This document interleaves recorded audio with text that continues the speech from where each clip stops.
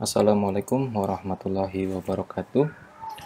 Selamat datang di mata kuliah Politik Pembangunan Pertanian dan Pedesaan.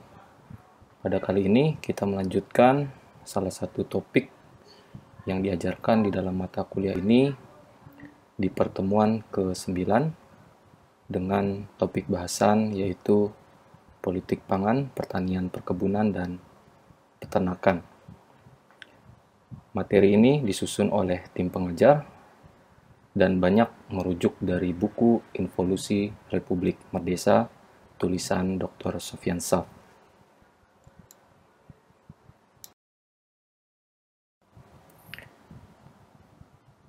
Pada kesempatan kali ini ada 3 subpokok bahasan yang akan kita bahas. Yang pertama berkaitan dengan fakta empiris atas realitas pertanian, perkebunan, dan peternakan di Indonesia. Poin yang pertama ini adalah sebagai tindak lanjut dari topik perkuliahan sebelumnya yang fokus pada permasalahan politik pangan di bidang perikanan. Nah, pada kali ini kita akan masuk di 3 bidang, yaitu bidang pertanian, perkebunan, dan juga peternakan. Kemudian subpokok bahasan yang kedua, kita perlu merespon dengan kehadiran atau kondisi pandemi COVID-19 saat ini, bagaimana kita menyikapi dengan keberadaan pandemi ini, dan apakah itu bisa dijadikan sebagai momentum untuk membenahi persoalan pangan. Dari kehadiran pandemi COVID-19 ini semakin membuka atau mendorong kesadaran kita akan pentingnya negara mampu memenuhi pemenuhan atas pangan untuk rakyatnya. Terlebih, seperti kita ketahui dengan kehadiran pandemi COVID saat ini, banyak masyarakat atau rakyat di wilayah desa, perkotaan yang semakin menurun daya belinya atas pangan. Dan ini menjadi kekhawatiran bagi kita semua ketika rakyat semakin sempit di dalam pemenuhan kebutuhan atas pangannya, maka disitulah instabilitas negara berpotensi besar bisa terjadi, ya, dalam bentuk kerusuhan, ya, atau ketidakstabilan sosial, ekonomi maupun juga politik. Nah, kira-kira apa yang bisa kita sikapi dari kondisi pandemi COVID saat ini, dan bagaimana kita menjadikan hal tersebut untuk membenahi persoalan pangan Indonesia. Kemudian subpokok bahasan yang ketiga, bagaimana langkah strategis untuk pembenahan persoalan pangan di Indonesia.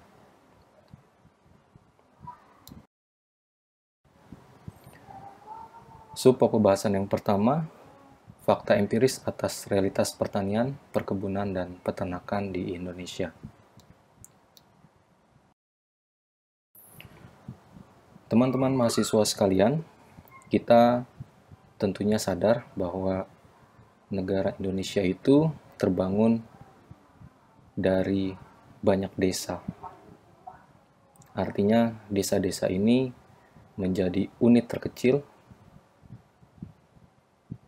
yang potensial untuk mendorong terjadinya pembangunan di Indonesia. Artinya, desa perlu dijadikan sebagai subjek utama di dalam proses pembangunan. Pembangunan tidak hanya diartikan sebagai pembangunan infrastruktur, melainkan pembangunan dengan aspek yang luas. Kita berbicara soal pertanian.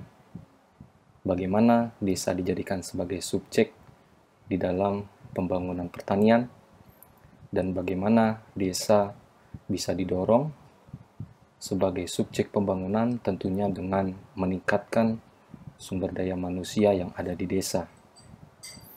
Nah, kalau kita merujuk dari data yang ada, seperti yang muncul di slide ini, Indonesia terdiri dari 83.184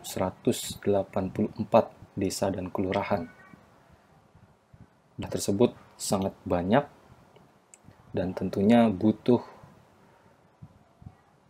fokus ya di dalam menjamin tata kelola pembangunan desa dan kelurahan yang optimal, dan dari situlah pembangunan Indonesia yang optimal bisa terwujud.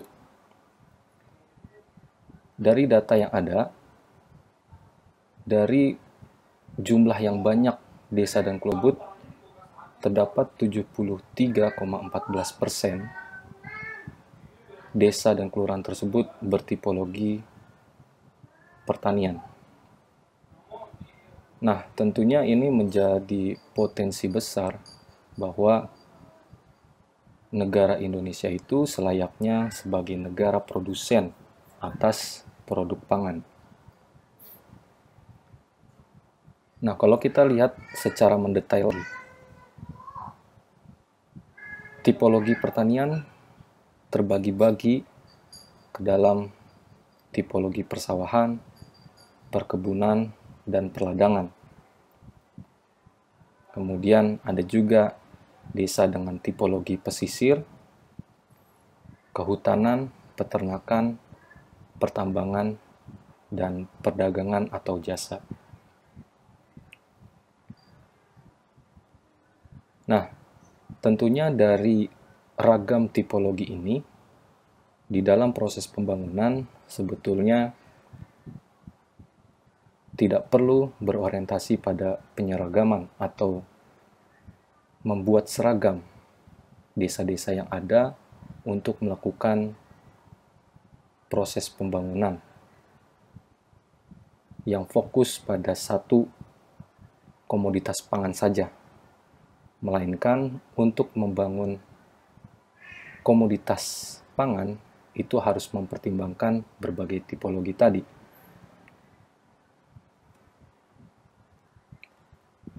Kemudian kalau kita melihat secara time series, sejak tahun 2008 sampai dengan 2018, ternyata terjadi penurunan persentase desa berbasis tipologi pertanian yang tadinya 88,2%, kemudian turun menjadi 86,98%. Nah, artinya banyak desa-desa di Indonesia yang berubah landscape-nya, yang tadinya landscape-nya sebagian besar digunakan sebagai pertanian, kemudian berubah ke fungsi yang lain. Nah, kemudian sejak tahun 2015 sampai dengan 2016, ternyata terjadi penurunan lahan pertanian dari 25 juta menjadi 24 juta hektar. Nah, realitas ini perlu kita sikapi. Ya. Apakah pembangunan seperti ini yang kita harapkan? Padahal sejatinya Indonesia itu sangat potensial menjadi negara produsen atas pangan.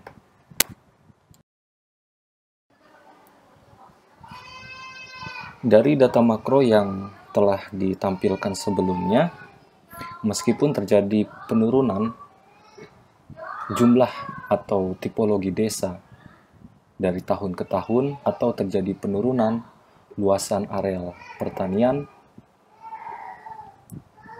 tetapi sebetulnya tipologi desa pertanian tetap dominan. Artinya masih sangat mendukung bagi negara kita untuk memproduksi pangan dalam jumlah besar sehingga mampu memenuhi kebutuhan pangan rakyatnya. Namun yang terjadi adalah kondisi yang paradoks ya.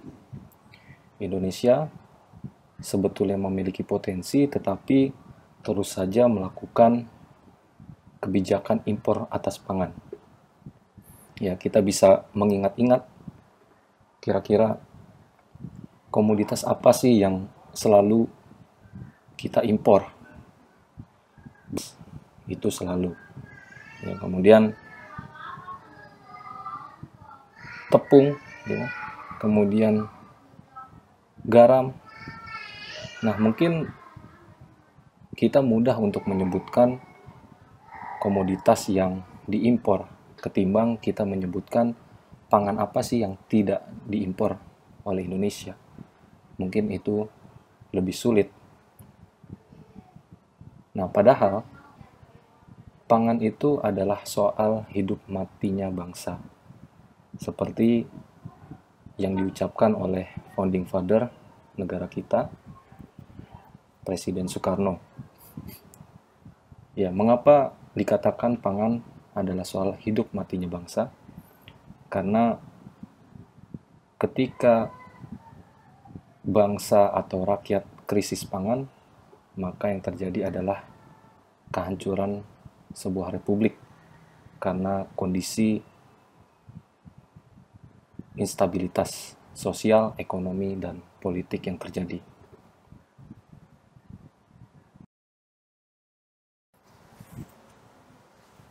Fakta dan data empiris lainnya yang berkaitan dengan desa yang kita kenal identik dengan pertaniannya, ternyata identik juga dengan kondisi kemiskinan yang terjadi. Meskipun berdasarkan data di tahun 2016, Indonesia mampu meningkatkan pertumbuhan ekonominya, namun jika kita lihat secara mikro, ya, melihat indeks Gini yang terjadi di berbagai daerah di Indonesia, ternyata ketimpangannya atau gap antara kaya dan miskin semakin renggang. Dan kalau kita lihat membandingkan data tahun 2007 dengan data tahun 2016, tren ketimpangan menuju arah nilai homogen dari ketimpangan nasional. Nah, ini perlu kita cermati, perlu kita refleksikan. Apakah kita perlu mengorientasikan di dalam pembangunan untuk mendorong terjadinya pertumbuhan ekonomi? Ya, padahal sejatinya yang perlu kita perhatikan adalah kesamarataan atas kesejahteraan di antara rakyat. Jangan sampai terjadi ketimpangan yang begitu mencolok antar berbagai lapisan sosial masyarakat. Ketimpangan yang tinggi tentunya itu berdampak bagi dinamika sosial, ekonomi, dan juga politik. Dan itu mengancam kestabilan negara. Nah, kalau kita melihat dari sebaran kemiskinan yang di Indonesia, itu didominasi atau tersebar di wilayah-wilayah seperti kawasan timur Indonesia, kemudian pantai selatan Jawa, pantai barat Sumatera, dan total ada sebanyak 183 kabupaten tertinggal, dan 70% berasal dari kawasan timur Indonesia. Kemudian kalau kita bandingkan antara desa dan kota, jumlah persentase desa miskin itu lebih besar dibandingkan dengan sebaran kemiskinan yang terjadi di perkotaan, sebesar 14-20% tersebar di wilayah pedesaan, kemudian 8-14% tersebar di wilayah perkotaan Indonesia. Nah, biasanya memang kondisi kemiskinan ini terjadi dipengaruhi oleh beberapa faktor atau penyebab. Yang pertama berkaitan dengan letak geografis yang terpencil atau sulit dijangkau ya. Hal ini diperparah dengan kondisi infrastruktur yang sebetulnya bisa menghubungkan antara wilayah yang satu dengan wilayah yang lain, sehingga mendorong terjadinya peningkatan ekonomi masyarakat. Kemudian faktor yang kedua adalah kondisi infrastruktur, ya. Infrastruktur dalam arti sosial ekonomi yang kurang memadai. Bagaimana sumber daya manusia yang dimiliki oleh desa itu sangat berpengaruh ya, bagaimana desa bisa survive atau dijadikan sebagai basis di dalam proses pembangunan desanya. Kemudian faktor atau penyebab yang ketiga yaitu kegiatan investasi dan produksi yang masih minim. Tentunya ini sangat potensial untuk bisa didorong dengan kehadiran undang-undang desa, di mana desa memiliki otonominya sendiri untuk menentukan arah pembangunannya, serta memiliki sumber daya finansial ya sebagai support untuk implementasi pembangunan. Kemudian yang menjadi potensial juga bagi wilayah-wilayah yang tertinggal di Indonesia itu karena berada di perbatasan antar negara atau wilayah terluar dari Indonesia, dan itu identik dengan kantong kemiskinan Indonesia.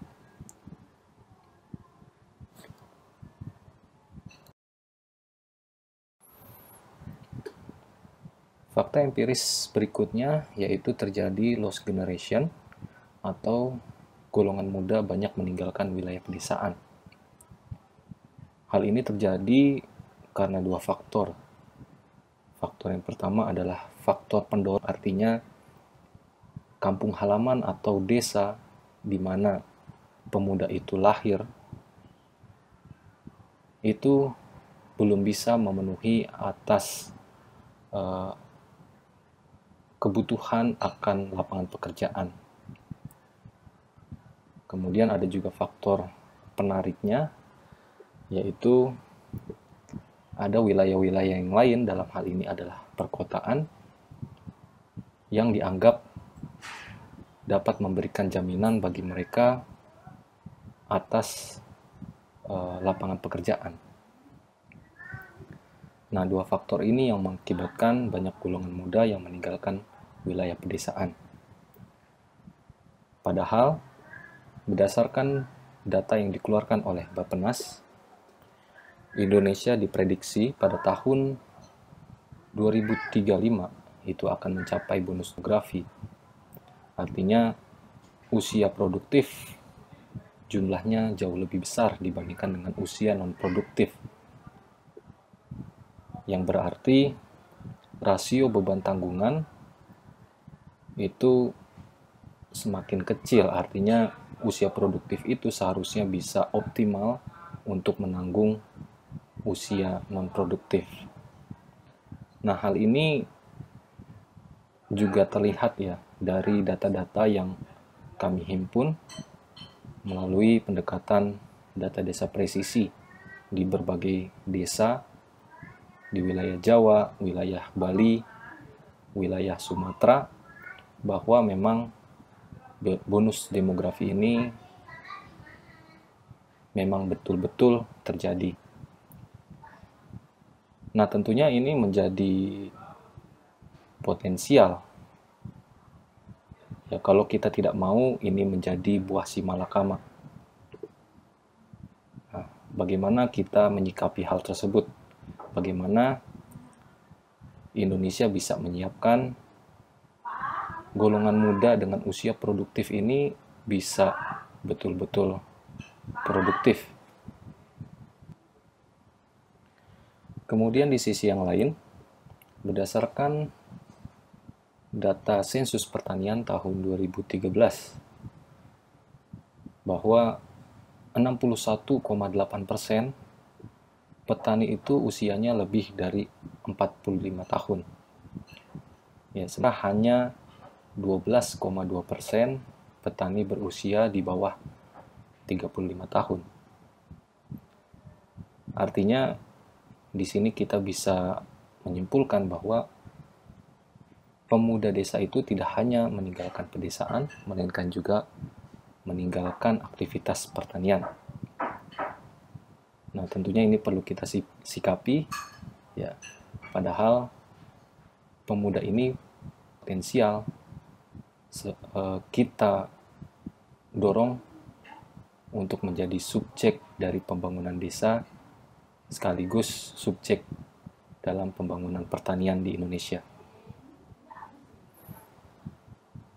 Nah, fakta-fakta empiris yang berlangsung ini tentunya dipengaruhi berbagai hal ya. Tadi saya sampaikan ada dua faktor umum ya, faktor pendorong, faktor penarik.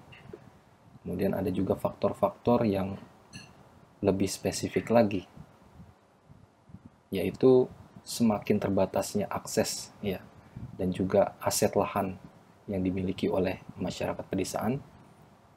Kemudian tidak ada jaminan dari aktivitas pertanian ini masyarakat bisa mendapatkan pendapatan yang cukup untuk memenuhi kebutuhan hidupnya. Kemudian masih lemahnya atau rendahnya pengetahuan serta pendidikan berkaitan dengan bidang pertanian. Kemudian masih minimnya akses terhadap infrastruktur yang memadai atas aktivitas pertanian. Sehingga fenomena lost generation ini diistilahkan oleh Velema pada tahun 2011 sebagai keadaan di mana pemuda desa tidak lagi tertarik pada pertanian, melainkan bekerja di sektor lain atau bermigrasi ke daerah yang lain. Nah, ada 3 faktor ya yang mengakibatkan banyak pemuda desa yang tidak tertarik di bidang pertanian. Yang pertama, pemuda desa yang memiliki pendidikan yang tinggi itu cenderung enggan untuk bertani.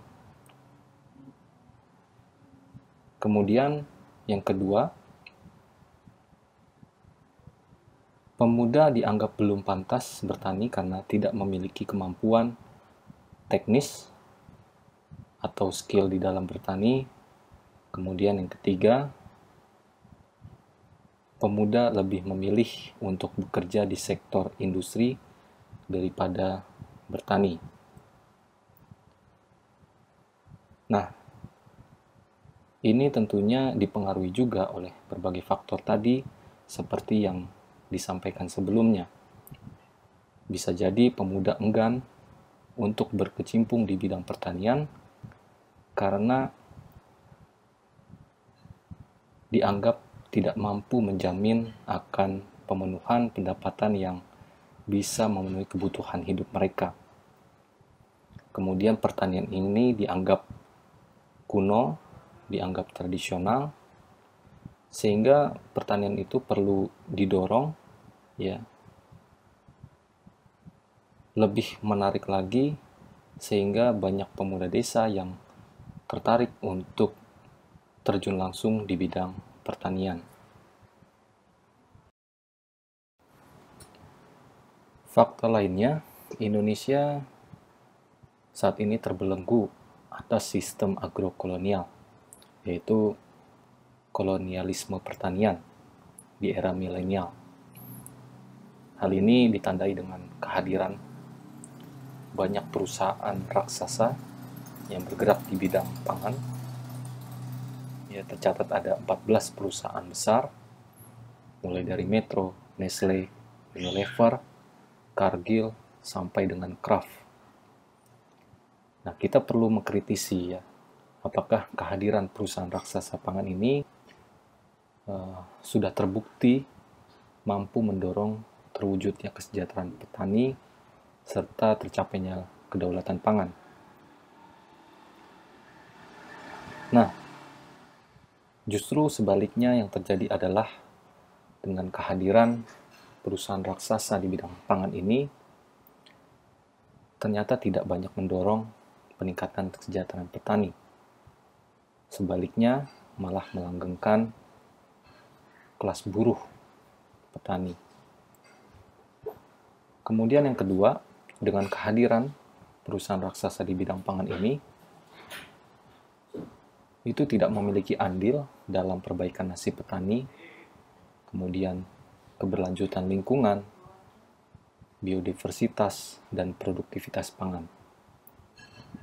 Serta yang ketiga, bentuk sistem agrokolonial ini adalah sebagai pewaris struktur pikir agrokolonial untuk pemenuhan kebutuhan pasar. Artinya, kehadiran perusahaan raksasa pangan ini orientasinya hanya atas pemenuhan kebutuhan pasar, tidak mengorientasikan bagi peningkatan kesejahteraan petani yang sebetulnya petani ini adalah subjek dari pembangunan pertanian.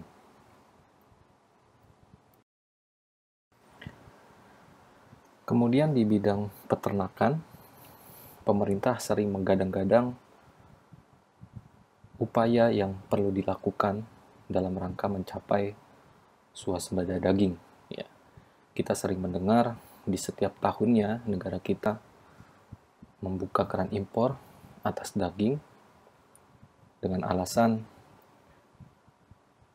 untuk memenuhi kebutuhan pasar dalam negeri atau tingkat demand lebih besar dibandingkan dengan supply yang didapatkan dari dalam negeri, sehingga dibuka keran impor atas komoditas daging tersebut. Sebetulnya kita perlu mengamini ya cita-cita untuk tercapainya swasembada daging. Namun, perlu juga kita kritisi apakah cita-cita tersebut bisa tercapai atau jangan-jangan hanya utopis belaka karena tadi hanya berdasarkan data atau permainan angka atas supply dan demand, sehingga itu menjadi legitimasi bagi negara untuk membuka keran impor. Kemudian yang kedua, jangan-jangan swasembada daging itu adalah antitesis atas ketidakmampuan pemerintah mengulang cerita sukses swasembada padi yang sempat terjadi di era Presiden Soeharto. Hal ini sebagai kebijakan populis saja untuk menarik simpati dari masyarakat. Padahal kalau kita lihat secara teknis, upaya-upaya yang dilakukan oleh pemerintah untuk mencapai swasembada daging itu dominan pendekatan teknis ya, ketimbang dengan memperhatikan keberlanjutan atau peningkatan kesejahteraan dari subjek peternakan itu sendiri, yaitu peternak. Pendekatan yang biasa dilakukan yaitu seperti akselerasi program inseminasi buatan dan juga teknologi pakan. Kemudian pengembangan sentra produksi sapi untuk sapi peng ya. Lalu upaya apa yang dilakukan oleh pemerintah untuk mendorong tercapainya kesejahteraan bagi peternak?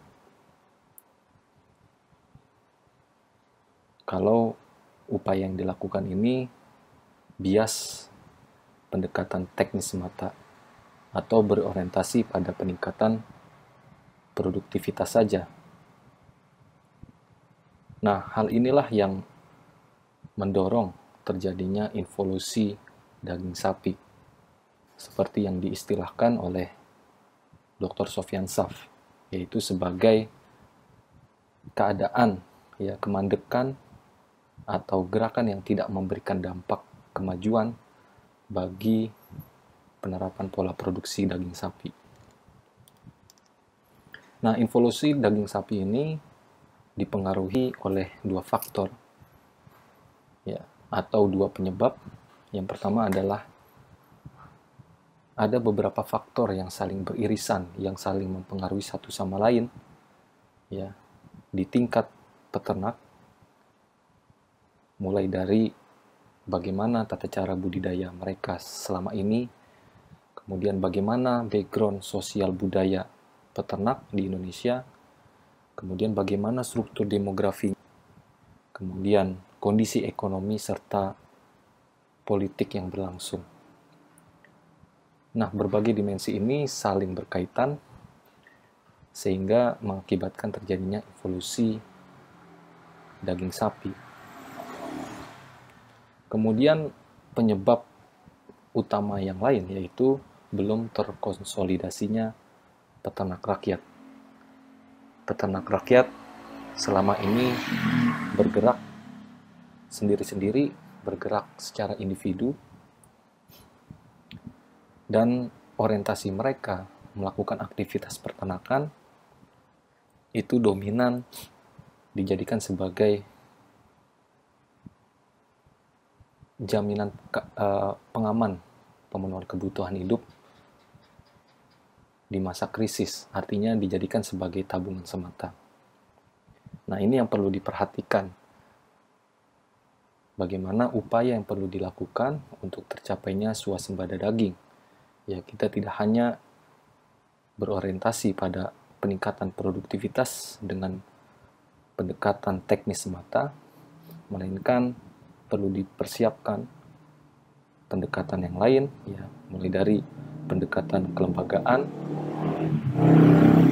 kemudian orientasinya juga harus didorong bagi peternak, ya, sebagai subjek dari pembangunan untuk peningkatan produksi daging sapi ini.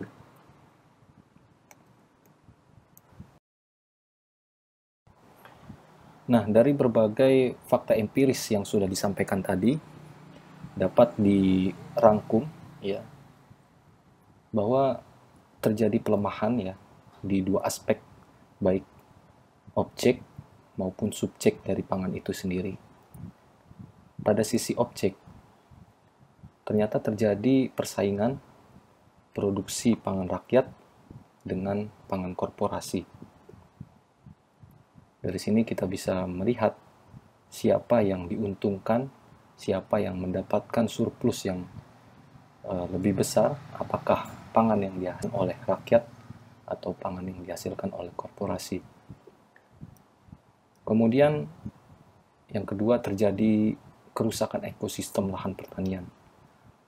Terjadinya konversi lahan pertanian besar-besaran. Kemudian yang ketiga, value dan supply chain komoditi pangan yang begitu panjang, sehingga mengakibatkan ketimpangan surplus yang didapatkan oleh petani rakyat jika dibandingkan dengan pedagang besar. Kemudian masih minimnya inovasi di sektor hulu, dalam hal ini adalah sarana produksi pertanian, dan di sektor hilir dalam hal pengolahan dan penjualan produk pertanian. Kemudian di aspek subjek, kita bisa melihat masih berlangsungnya ketergantungan petani atas input produksi yang berasal dari luar desa. Padahal sebetulnya desa bisa didorong untuk memproduksi input pertaniannya sendiri. Kemudian sumber daya manusia yang masih rendah, serta petani yang didominasi oleh petani usia tua, kemudian masih bersifat padat modal. Kemudian selanjutnya, kerjasama yang berlangsung itu belum dilandasi dengan semangat trust atau kepercayaan serta berkeadilan. Dan terakhir, pertumbuhan ekonomi di desa masih rendah.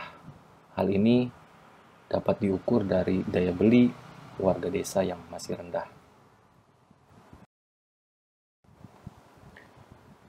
Subpokok bahasan yang kedua adalah pertanyaan reflektif ya.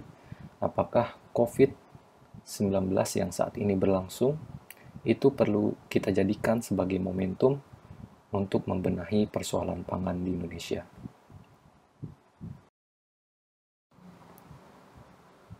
Mencatat dari buku Involusi Republik Madesa, tulisan Dr. Sofyan Saf, setidaknya ada 3 momentum sebelum momentum COVID-19 yang bisa dijadikan sebagai momentum untuk pembenahan persoalan pangan di Indonesia. Diawali dari pidato Bung Karno tentang pangan rakyat pada tahun 1952, di mana Bung Karno menyerukan kepada pemuda-pemudi untuk mau menggeluti sektor pertanian, ya, untuk menata serta merespon bencana kelaparan. Pangan di sini menjadi sektor kunci ya bagi keberlangsungan suatu bangsa. Makanya ada istilah hidup matinya suatu bangsa itu berdasarkan pemenuhan atas pangannya. Kemudian momentum yang kedua yaitu adalah revolusi hijau yang ditandai dengan modernisasi pertanian pada tahun 1970-an, di mana spirit yang dibangun dari modernisasi pertanian ini adalah berorientasi pada peningkatan produktivitas pertanian dengan pendekatan intensifikasi dan juga ekstensifikasi pertanian, menggunakan teknologi pertanian sehingga mendisrupsi teknologi-teknologi yang sebelumnya banyak digunakan oleh kaum tani. Kemudian hadirnya pupuk-pupuk kimia, bibit-bibit unggul yang menunjang terjadinya peningkatan produktivitas pertanian.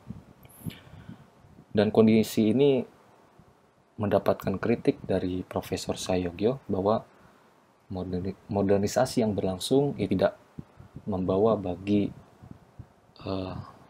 peningkatan kesejahteraan bagi petani. Hal ini tertuang di dalam tulisan Profesor Sayogyo yang berjudul Modernization Without Development. Kemudian momentum yang ketiga dan keempat ini adalah pendekatan agribisnis. Terhitung sejak era reformasi tahun 1998 sampai dengan pasca reformasi setelah 2004. Nah, pendekatan agribisnis ini masih tetap sama, ruhnya adalah modernisasi pertanian dengan berorientasi pada padat modal, kemudian menghadirkan subsidi barang dan juga investasi korporasi. Dan ini menjadi pintu masuk bagi rezim perdagangan dan tentunya sangat jauh dari spirit atau semangat the people driven approach. Sehingga yang terjadi adalah ketimpangan yang semakin mencolok di tingkat desa, ketimpangan antara petani kaya dan juga petani miskin. Dari pendekatan agribisnis ini tentunya lebih besar ya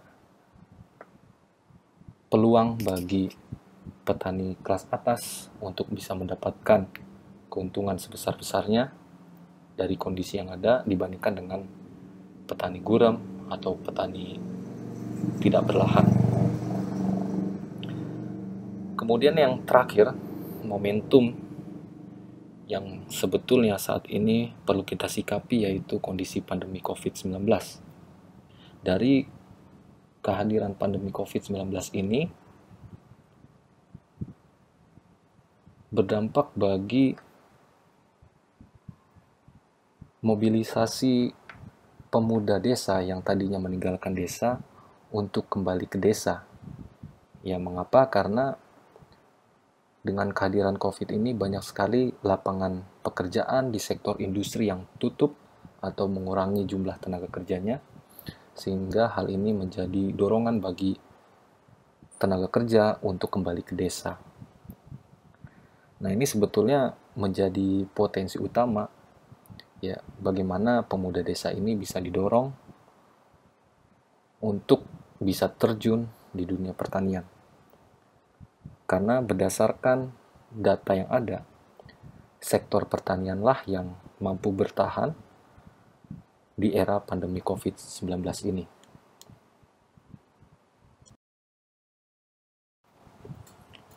Kehadiran pandemi COVID-19 tentunya perlu dijadikan sebagai media pembelajaran ya, di dalam menata kedaulatan pangan di Indonesia dimulai dari desa. Dengan kehadiran pandemi ini, itu semakin membuat kita sadar akan pentingnya pemenuhan atas pangan ya, yang dihasilkan oleh negeri sendiri. Dengan kehadiran pandemi COVID saat ini, banyak negara-negara produsen atau eksportir pangan yang biasanya menyuplai pangan ke Indonesia itu berpikir dua kali untuk melakukan ekspor ya, karena mereka juga berpikir bagaimana caranya untuk dapat memenuhi kebutuhan pangan di dalamnya. Nah, dengan kehadiran pandemi COVID ini yang terjadi adalah deglobalisasi. Ya, sebelum pandemi COVID terjadi perdagangan antar negara ya tanpa sekat, terjadi globalisasi. Nah, dengan kehadiran COVID ini semakin terbatasi ya. Alur perdagangan antar negara dalam hal ini adalah soal pangan. Nah, ini perlu disikapi ya. Bagaimana kita bisa memproduksi pangan sendiri tanpa bergantung dari negara produsen lainnya. Nah, kemudian yang kedua, seperti yang sudah disinggung, dengan kehadiran pandemi COVID saat ini, tenaga kerja produktif banyak yang kembali ke desa. Nah, ini perlu dioptimalkan, ya, perlu disiasati bagaimana tenaga kerja produktif ini bisa diberdayakan untuk membangun ekonomi di pedesaan di bidang pertanian. Karena sejatinya pertanian itu adalah sebagai sok guru. Kemudian semakin membuat kita sadar ya dengan kehadiran pandemi COVID bahwa sesungguhnya desa kaya akan sumber daya agraris yang bisa dioptimalkan untuk mendorong terjadinya produksi pangan untuk memenuhi kebutuhan kita sendiri. Nah, selain itu ada tantangan yang perlu kita sikapi ya. Yang pertama adalah soal bonus demografi yang terjadi. Semakin pesatnya populasi penduduk, artinya semakin pesat jumlah penduduk, maka kebutuhan atas pangan itu semakin meningkat. Kemudian dari situ terjadi perebutan sumber daya alam di pedesaan. Dalam hal ini adalah akses lahan pertanian atau sumber daya alam lainnya. Kemudian dengan kehadiran teknologi yang semakin pesat di era digital saat ini.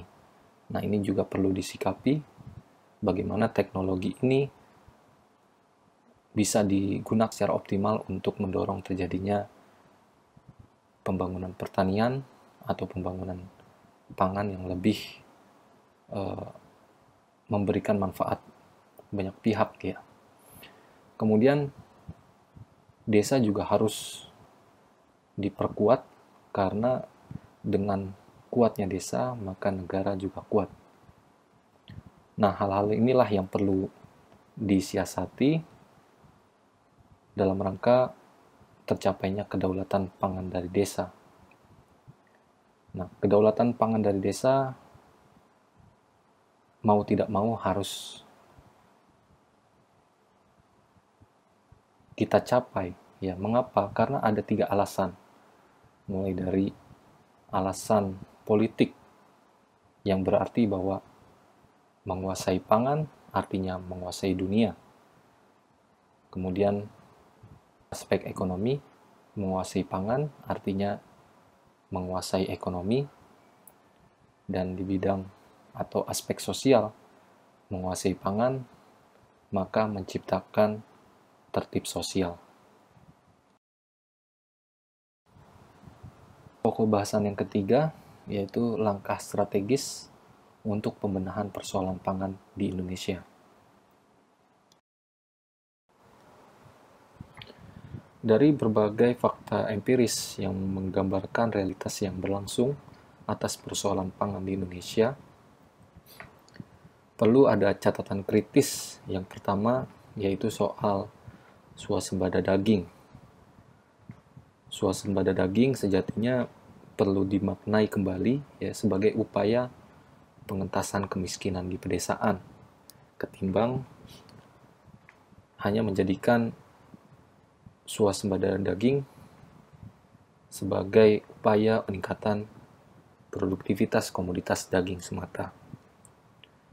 Kemudian yang kedua, tradisi yang melekat bagi peternak rakyat, yaitu menjadikan ternak sebagai fungsi tabungan, perlu dijadikan sebagai pertimbangan untuk tidak semata-mata mendorong komersialisasi sapi potong. Kemudian yang ketiga, perlu ada pengorganisasian yang kuat, mengakar untuk tercapainya swasembada daging.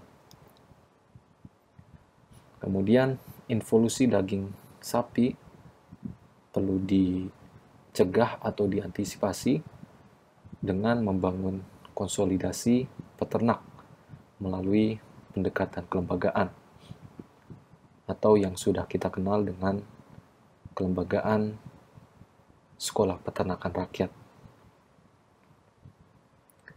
Kemudian yang kelima, untuk keluar dari belenggu agrokolonial, tentunya dibutuhkan sistem pertanian yang memerdekakan petani, bukan justru malah menjajah petani yang membelenggu petani atau melanggengkan struktur buruh pertanian. Tentunya dibutuhkan pendekatan yang lain ya dari pendekatan kolonial agrokolonial ini, yaitu seperti yang dituliskan oleh Dr. Sofyan Sapp. Antitesis dari agrokolonial yaitu adalah agropancasila, di mana agropancasila ini terdapat 5 prinsip yang tertuang di dalam Pancasila. Yang pertama adalah ketuhanan, bukan kapitalis. Yang kedua, kemanusiaan untuk petani, bukan untuk korporasi. Persatuan petani, bukan persatuan korporasi. Pertanian rakyat, bukan pertanian korporasi. Dan terakhir, keadilan bagi petani, bukan keadilan untuk korporasi. Nah, implementasi dari agropancasila ini sebetulnya banyak kita temui ya di berbagai desa di Indonesia. Bagaimana sistem pertanian yang mempertimbangkan 5 prinsip tadi. Prinsip ketuhanan atau spiritualitas yang berbentuk kearifan lokal masyarakat di dalam melakukan aktivitas pertaniannya. Kemudian bagaimana orientasi pertanian yang digeluti oleh masyarakat di pedesaan yang masih mempertimbangkan keberlanjutan lingkungannya dengan menggunakan pupuk-pupuk organik ya, tanpa menggunakan pupuk kimia yang berujung bagi degradasi lingkungan.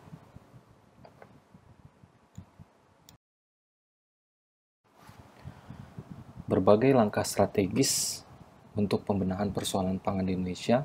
Yang pertama adalah melakukan tata kelola pembangunan pertanian yang berorientasi pada kedaulatan pangan. Artinya, pangan itu dihasilkan dari rakyat, oleh rakyat, dan untuk rakyat. Ada 3 poin yang perlu disiapkan. Yang pertama adalah kebijakan dan penguatan akses petani terhadap input produksi.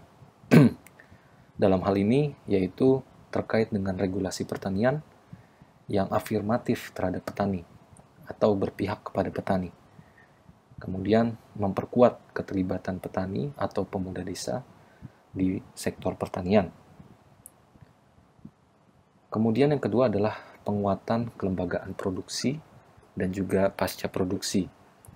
Hal ini dapat dilakukan melalui penguatan hulu hilir, melalui organisasi ekonomi di tingkat desa maupun kawasan pedesaan, sebagai contoh BUMDes dan juga BUMDes bersama.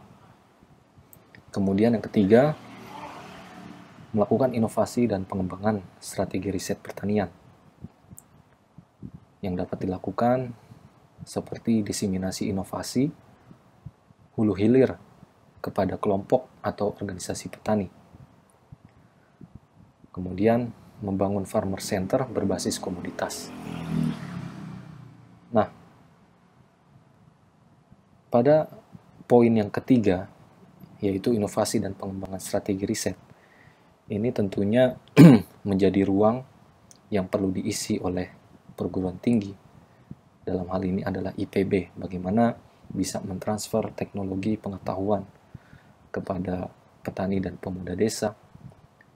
Kemudian bagaimana bisa menciptakan suatu ekosistem farmer center yang berbasis riset, sehingga dengan pendekatan riset dan sains ini bisa mendorong terjadinya peningkatan kesejahteraan petani dan juga peningkatan produktivitas pertanian itu sendiri.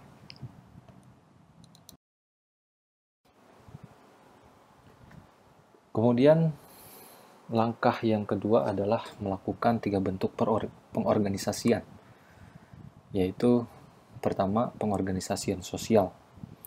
Bagaimana perlu didorong atau mencetak inovator di tingkat desa. Dalam hal ini adalah pemuda-pemuda desa yang memiliki kecintaan terhadap desanya, memiliki minat atas pertanian, itu perlu diwadahi, ya. Kemudian bisa didorong untuk bisa menggerakkan organisasi ekonomi di tingkat desa. Dalam hal ini adalah BUMDes. Bagaimana BUMDes ini perlu didorong sebagai collecting dan distributing center atas komoditas pertanian.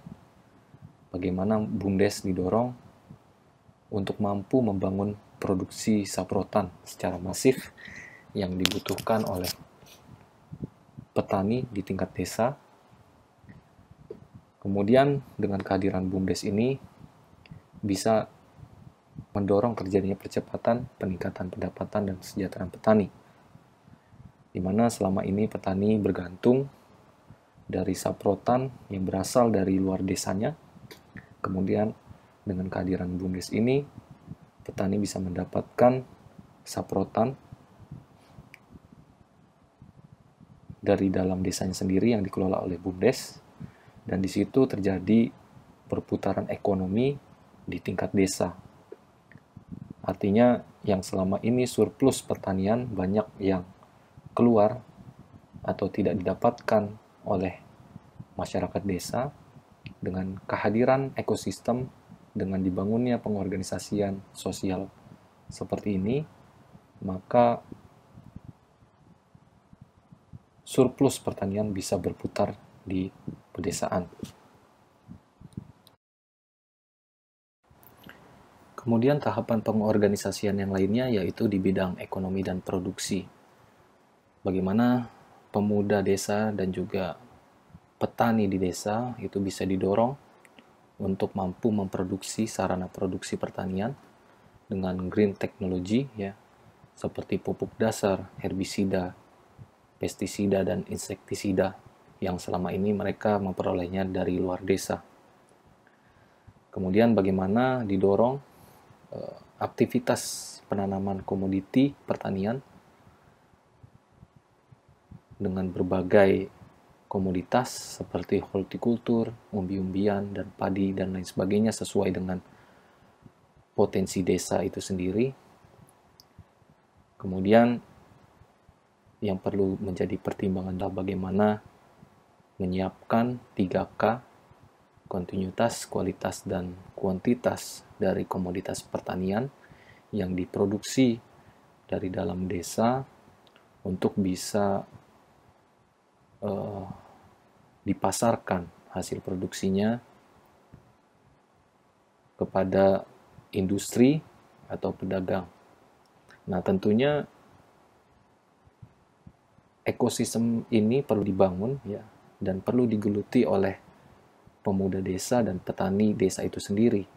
Ya, bagaimana mereka didorong untuk menjadi sosiopreneur. Sosiopreneur artinya tidak hanya berorientasi pada keuntungan, melainkan juga mempertimbangkan benefit atau manfaat yang bisa diperoleh bagi kesejahteraan bersama.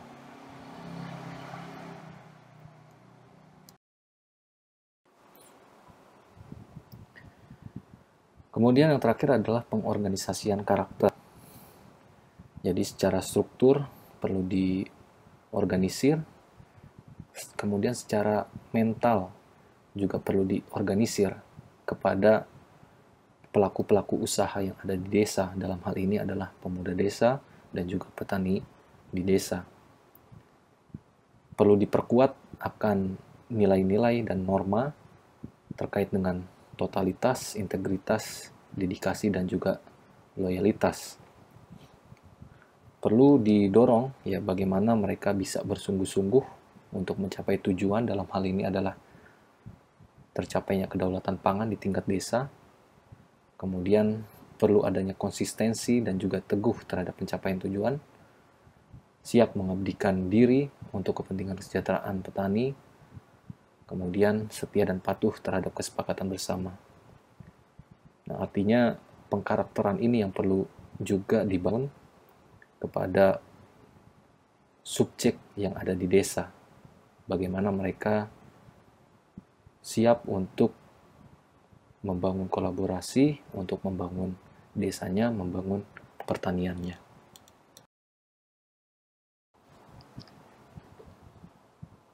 Kemudian langkah strategis yang lainnya yaitu bagaimana mencetak aktivis desa. Sebelumnya telah disampaikan bahwa semakin tinggi tingkat pendidikan seseorang, maka disitulah semakin rendah minatnya untuk kembali ke desa atau bergelut di bidang pertanian. Nah, teman-teman merefleksikan, ya, teman-teman berasal dari kampung halaman, suatu desa, kemudian menempuh pendidikan tinggi di IPB, Institut Pertanian Bogor. Nah, apakah setelah lulus nanti, teman-teman siap untuk kembali ke desa, untuk membangun desa teman-teman?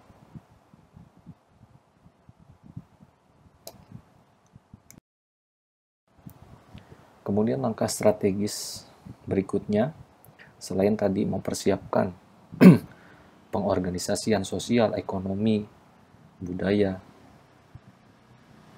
kemudian membangun suatu ekosistem di desa, bagaimana bisa mendorong peningkatan atau mencapai kedaulatan pangan, maka selanjutnya adalah membangun orientasi ke pertanian yang presisi. Nah, ini menjadi penarik, hal-hal yang membuat menarik bagi pemuda untuk bisa terjun di dunia pertanian, yaitu pertanian yang memanfaatkan teknologi yang mutakhir, ya, pertanian digital, pertanian 4.0, pertanian yang presisi. Nah, tentunya dengan kehadiran teknologi saat ini, bagaimana bisa kita optimalkan untuk mendorong terjadinya kedaulatan pangan.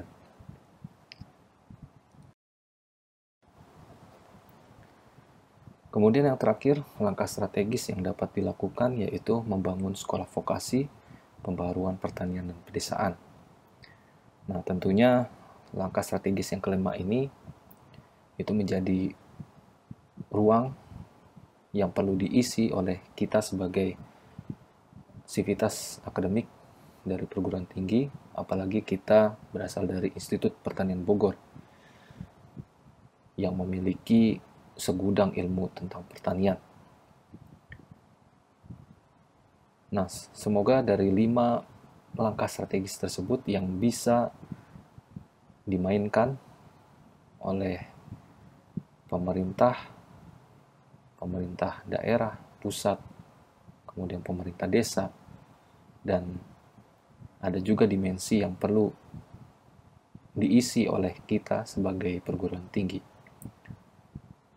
Nah, harapannya dengan kita mempelajari politik pangan, pertanian, peternakan, dan juga perkebunan pada kesempatan kali ini, itu bisa membuka wawasan bagi teman-teman terkait dengan permasalahan yang tengah berlangsung.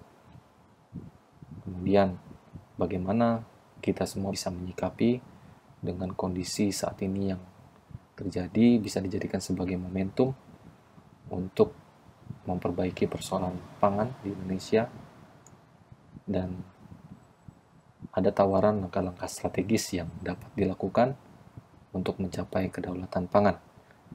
Ada pendekatan struktural dan juga pendekatan kultural.